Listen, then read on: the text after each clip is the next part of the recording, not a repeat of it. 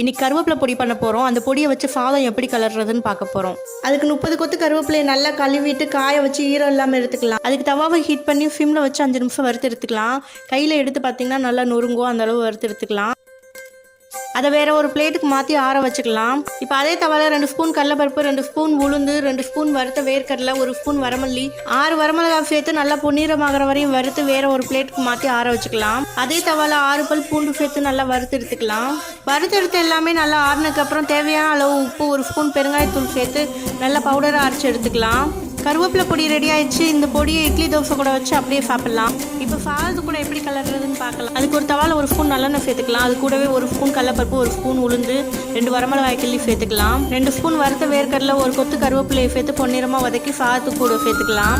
அது கூடவே வறுத்து வச்சிருந்த கருவேப்பிலை பொடி தேவையான அளவு சேர்த்து கிளறி பரிமாறிடலாம். கருவேப்பிலையில் ஏகப்பட்ட பெனிஃபிட்ஸ் இருக்குது. இந்த பொடியை நீங்கள் ஸ்டோர் பண்ணி வச்சு இட்லி, தோசை, சாதத்து கூட தேவைப்படுறப்ப யூஸ் பண்ணிக்கலாம்.